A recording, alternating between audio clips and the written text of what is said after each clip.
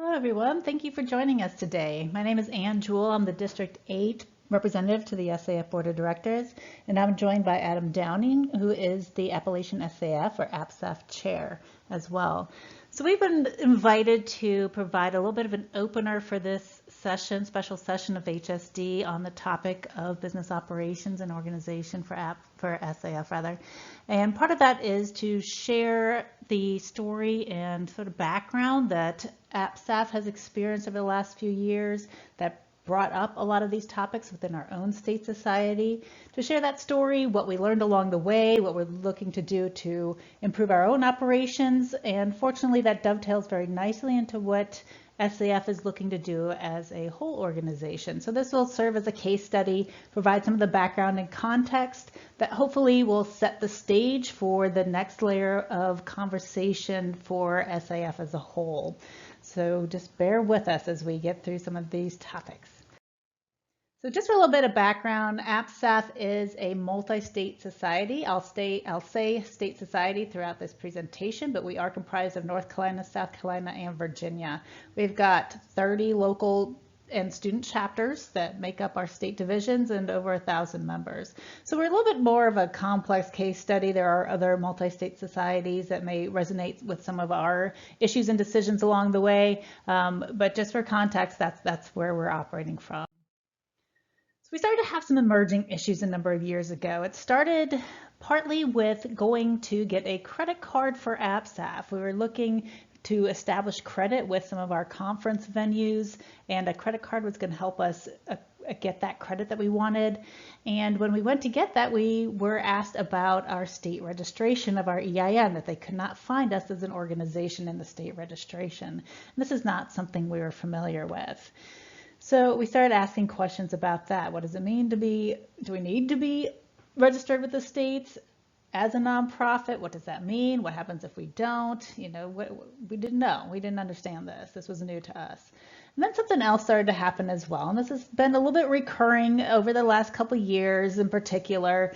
But one of our chapters within South Carolina was looking to change officers and change the signature card at their bank for their checking. And their bank told them, well, your EIN is registered to an account of the same bank in Virginia. So you're going to have to ask those Virginia account holders permission to change the signature cards for your account here in South Carolina. So bank number 3 comes in, and we learned that the chapter in Virginia is in fact considered the account holder because they use the same EIN within the same bank branch on different accounts, and they became the account owner.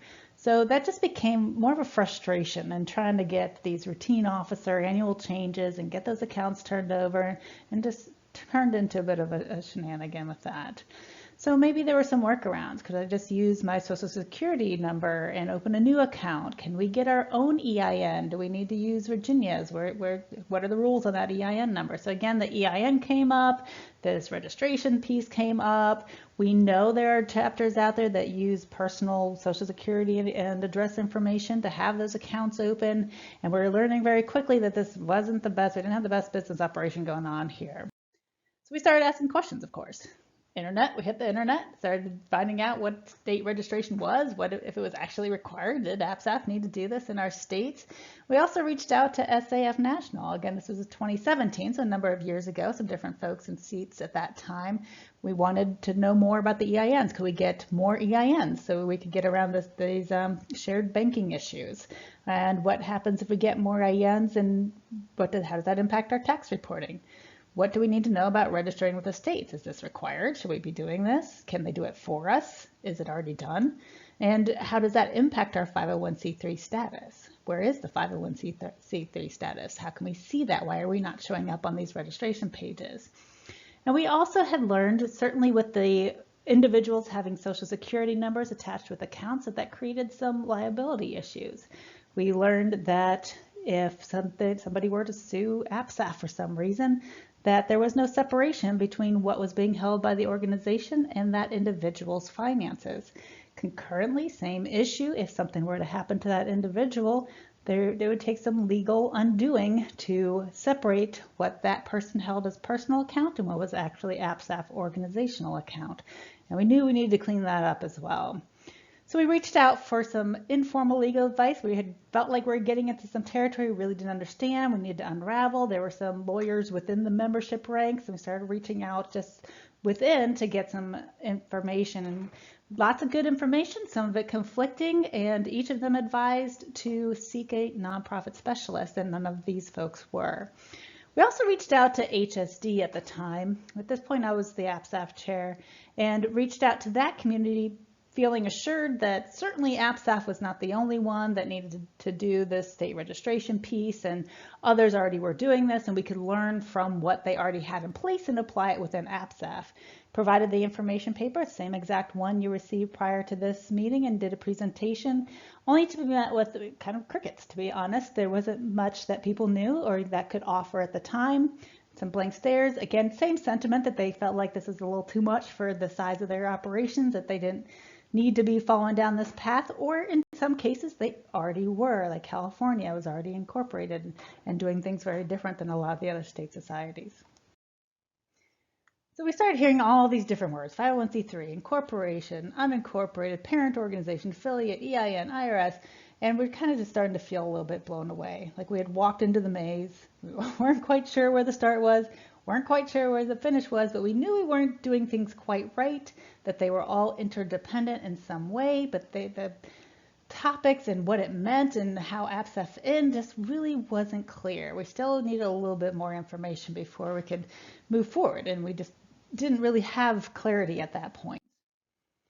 So there were some changes. We knew we needed to make changes with our financial management. So we shifted into the electronic banking world and did much better with the APSAF executive level financial management reporting than we had in the past. SAF did take on some actions. They drafted an affiliate agreement and they updated the treasurer's handbook. But then some more time passed, and we knew this was still blowing in the wind, and we knew we still weren't in compliance with state or federal regulation, and that was just an uncomfortable feeling for us, and we were feeling the sense of urgency. Enough time had passed. Before we didn't know we were out of compliance, now we did, and we knew we still needed to take some steps and climb that hill to get there. So Adam Downing formed a business entity task force this year. Part of that was we agreed we were going to need professional support. So we did bring on a nonprofit specialist attorney and nonprofit specialist CPA to help us navigate these different layers, what we needed to do to be compliant, to protect our members, and start to create a plan to move forward.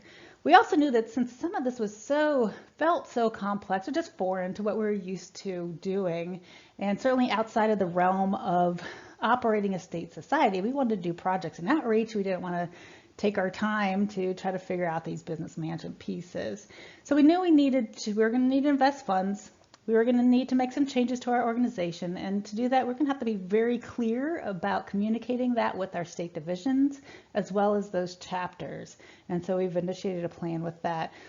Similarly, we knew we needed to be very clear in communication with SAF as our parent organization. This is what we're seeing, this is what we're facing, these are the decisions we've made to keep APSAF safe, and looking to align those decisions as well.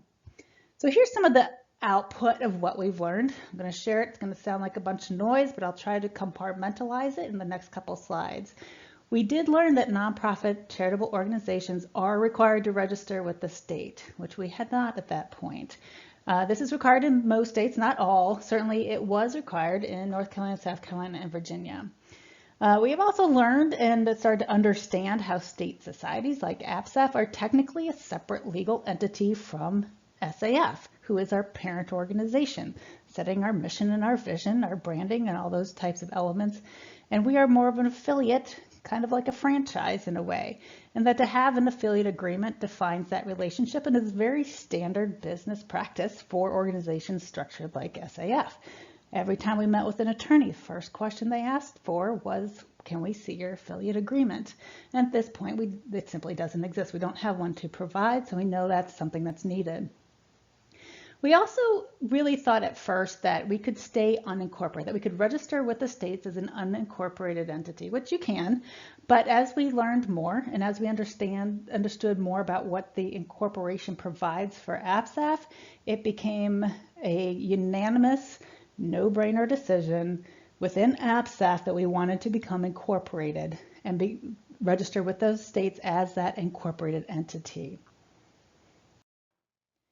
We also were very clear that APSAF financials that we report on with our taxes should also include everything held within the state divisions and all the way down to the chapters, not just that held at the APSAF executive level. So doing some work with that as well. Legally and financially speaking, APSAF is one entity under a single EIN, and we need to do better with rolling up that reporting. Directors and officers insurance kept coming up as well. Again, for APSAF, this was an absolute no-brainer. We want to make sure we are protecting our volunteers, those we're asking to manage the organization and its finances, that we're going to give them some insurance, some legal protection, financial protection in the case that anything were to come up in the legal realm.